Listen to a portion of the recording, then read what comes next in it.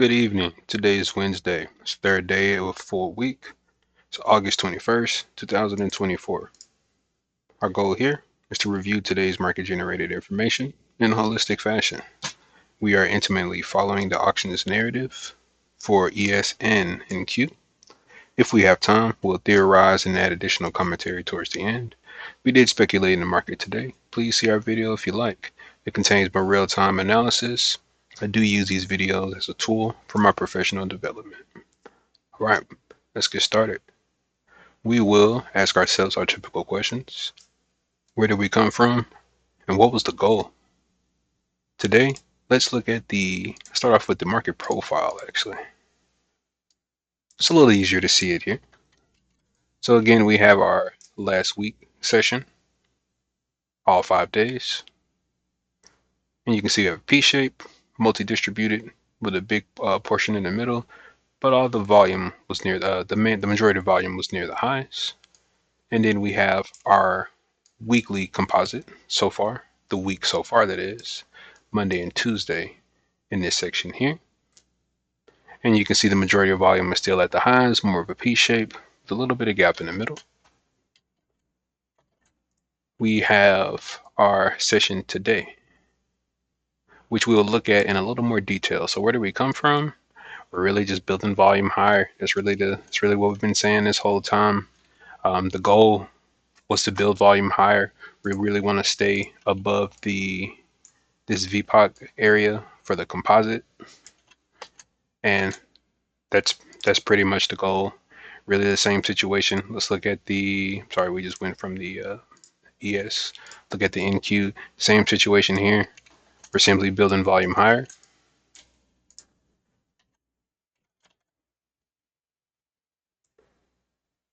Last week, we had this current week.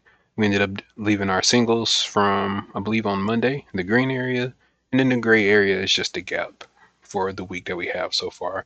Just a low volume node. It's not a lot of volume done there. We would imagine once we get down to that area, we will possibly build volume there. And again, the goal's job for NQ was to build volume higher, but they had a little different situation. Their composite VPOC is above us, which is why I want to start with the market profile. So again, we're looking at this with the lens of, yes, we want to build volume higher, but we also want to see how tech responds to this volume pointer control node, which is from the 2020s to the 960s. So about a 60-point range.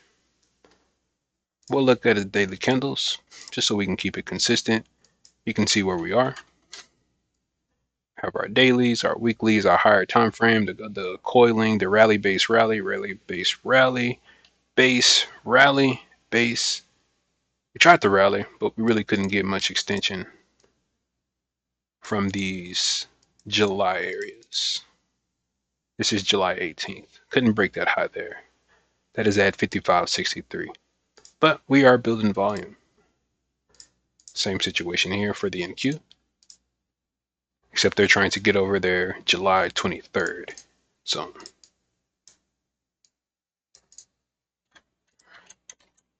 All right.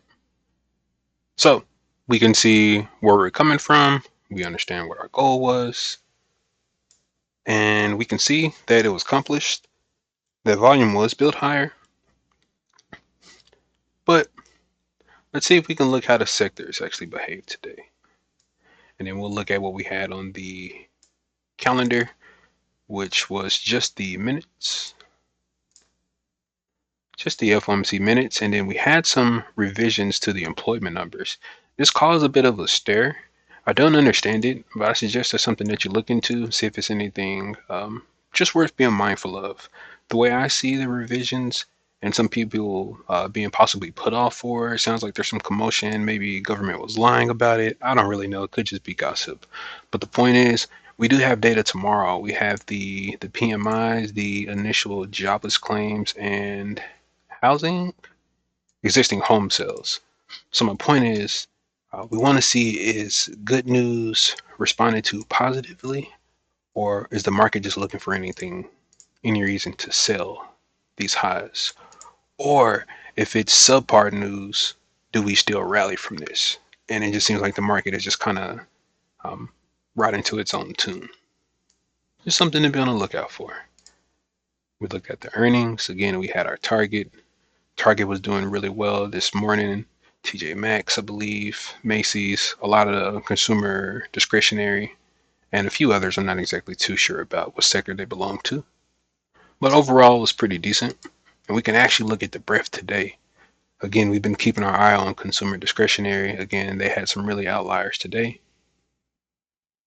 Very nice from some of these department stores, Bath and Body Works, Ross. It's nice seeing these names that we know, Chipotle, CarMax. We know these people. So it's cool to see. We have our defensive sector that's still doing pretty well. Really, the laggard is just financials, which is not super concerning, but we have been keeping our mind, we've been keeping our eye on the financials and just interesting to see them kind of pull back first. Still with energy, healthcare is not doing too well, but financials and healthcare, we're definitely going to be on the lookout for them tomorrow to see how they respond. Some of the defensives being utilities, consumer staples, materials, industrials. These guys are doing really well. Real estate is kind of, just hanging in there. And technology, they actually didn't perform the best today. NVIDIA was up 1%, trying to carry alongside AMD, mainly chips. But you can see everyone else was just basically unchanged, slightly red. -16, -5, and -10 basis points for Broadcom, Apple, and Microsoft, respectively. So to actually get an idea of what we look like from the imbalances portion and our volume, we can see that we had the most volume of the week, which is still relatively low. And we have negative 22K delta, still with low volume. So you want to take that as a grain of salt. But what's interesting is this is right after another day of very heavy negative delta. So just something to be on the lookout for. Volume is still relatively low, nowhere near anything that we've seen previously for the multiple weeks. It's gradually getting lower and lower, but for whatever reason, as the volume is getting lower, the delta is rising. So I'm not sure what to make of this, but it's just something interesting to see.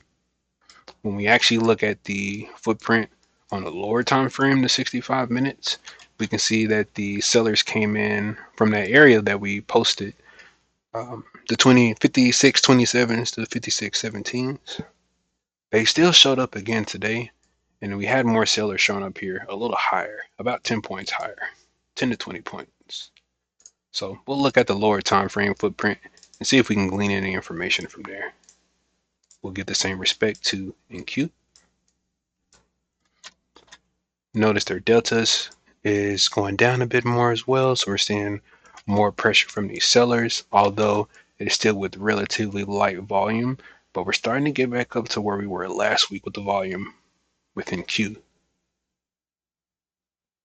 About 480K, and that's about in line to where we were last week. Yeah, toward the beginning of last week.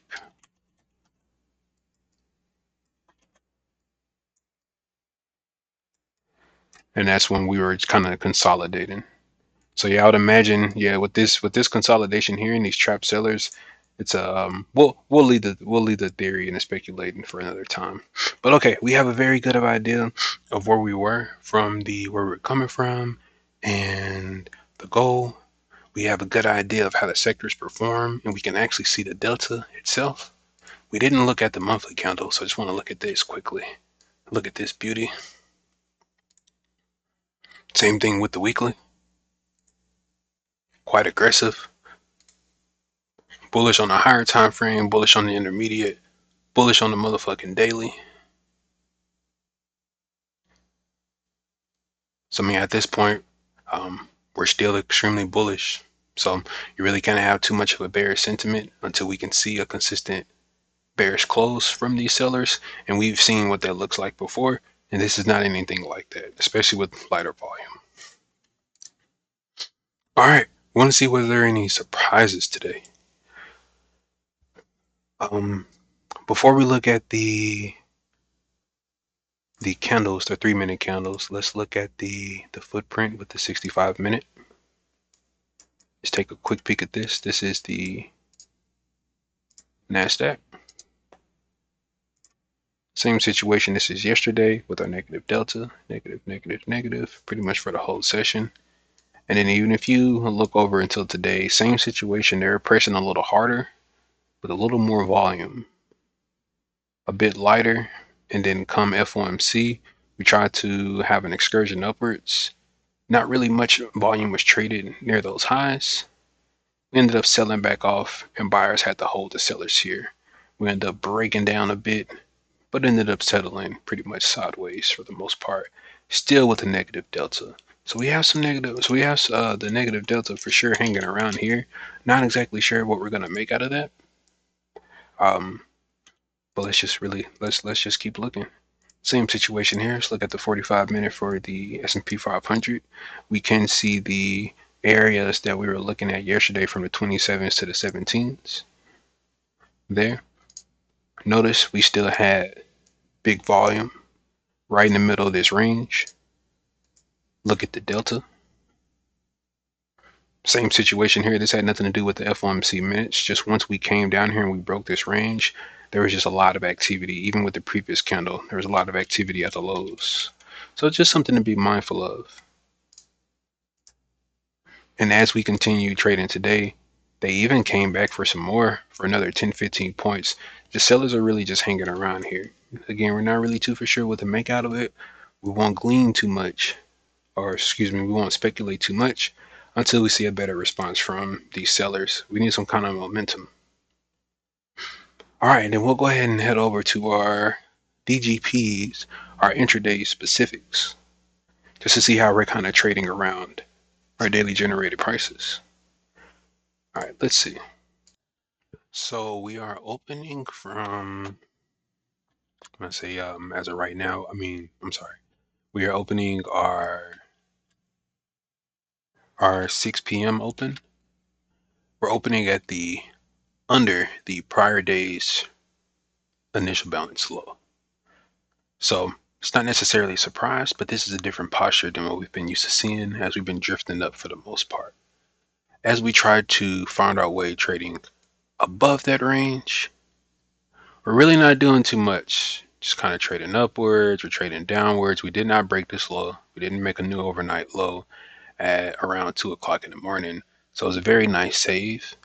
Ended up drifting up again. Couldn't get above the prior IB high.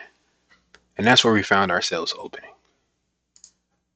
We'll do the same situation for the NQ, opening below the initial balance low, trading two-way trading upwards, and we found our way a little lower. We did not make a new overnight low. Can't really sustain too much under the IB low. Found our way back in between the prior IB mid and IB low, and that's where we found our open. So same situation. So we're opening a little more. By no means is this bearish, but this is not as bullish as we're opening, 3-4 rotations above the IB high, if not the high of day. We're opening smack dab in the middle of a range of a already normal-ish day. So again, we can see our overnight session. We'll call this somewhat balanced with a upward skew, but relative to where we are in the previous day, this is not the most bullish case to see. So as we look into the actual session, we'll just do full screen here. Sorry, it's pulling up the overnight session that we have going on now.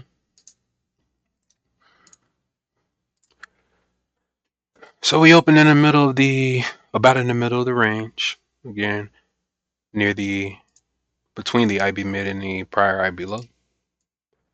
We have an open test drive. We're testing down, finding some support, still having some rotations down, but pretty much two-way trading our way, trying to get above this prior IB mid. Fought our way here, nice little impulse, threatening with a nice little close for this A bracket. Looking at this in real time, you can see our video. You can get our real-time analysis and just see the way the DOM was moving. But by no means was this considered uber bullish, especially given the open drive behavior that we had yesterday. A clear difference between the two. No kind of data or anything at the 7 a.m. the B break at opening. This was just a impulse with a lot of built up pressure with an attempt to burst through this prior IB high, and it was a failure. Not only was it a failure, but we actually closed back inside of the current IB high. And then notice we could not close above it. Couldn't even really trade above it at all. Looks like participants got tired of the shit, puked out, tested below this IB low for the current day, couldn't stay below it, closed, had another attempt lower, still couldn't close. That definitely warrants another leg up, which we eventually got as we fought our way through the IB mid above these VY bands. Real clustered action, real clustered, very much of a open auction to a degree. Not really that much higher above the open, which the open was 56.31. The close of the B bracket was 56.35. So just 4 points. The initial balance as a whole was just 11 points, which was the first bracket. So as we finish the first and the second bracket, we're still coiling. And then we have just another impulse, which is basically what we were saying a while ago. Coil end and an impulse, coil end and an impulse, coil end and then an impulse. However, we ran out of steam once we broke above the prior IB high. And this also was a new high of the week. So as we're above these weekly highs, these extremes, no kind of narrative, no kind of catalyst, just pure price action trading, we really couldn't sustain above the IB high. We had one close, two close. Our third close was much of a rejection. Had an outside bar for the next bar, and then a big engulfing candle all the way back to the mid and the open, with straight continuation through the IB low into more coiling. Some more of this damn two-way trading, incredibly frustrating for some people depending on your plan. More coiling, more impulses, more grinding, more impulses, more grinding and channeling until we just ended the day above the IB high. So very interesting day in terms of price action. There's definitely a persistent bid in here, holding prices up. We found support in the prior day's range. We'll go ahead and kill the overnight session so we can just see just the RTH. We found support in our prior day's range near these lows. Very nice solid hold. So I mean, we're still making higher highs and higher lows for this most part. So very compressed. We're seeing our trend up. We're seeing our coil. We're seeing some more coiling.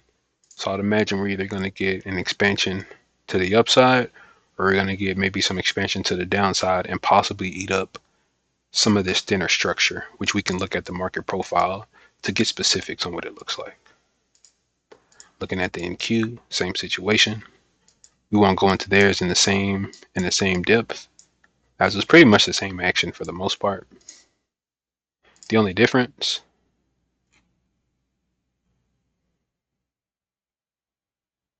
yeah, it's about the same. I mean, they close a little higher above their IB high, but really that's about it.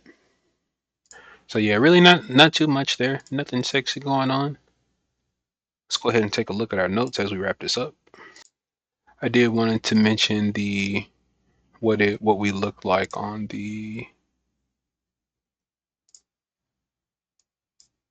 We're gonna do the full. We're gonna do just the RTH. And this is the first test that we saw for the VPOC zone. Note as soon as we got in here, a possible rejection. This is where I enter short for the S&P 500. Just giving some context for the day. Again, you can see our notes. Very interesting reaction as soon as we get up here. Completely break down. And this looks like a potential failed retest, even with FOMC at the bull's disposal, we still couldn't get above. Hell, we could barely get over this prior higher time frame zone that we marked. So just interesting to see. Interesting note for the NQ. All right, I had a couple of notes from a narrative standpoint. So we're seeing more of the same. We're seeing a lot of balance. We're seeing a lot of sellers. They showed up in the same spot, and also they started to add on a little higher.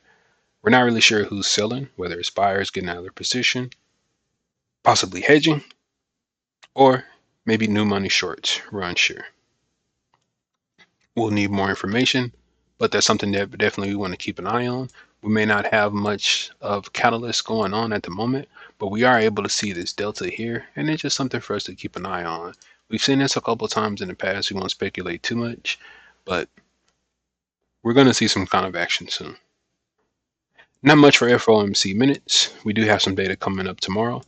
We looked at that earlier, so definitely pay attention for that. In Q, tested the important level. We did check that, and we saw the lower highs and the lower lows since that moment. Both indices bounced off their prior day's range, which was overall bullish, and we're still balancing, consolidating sideways.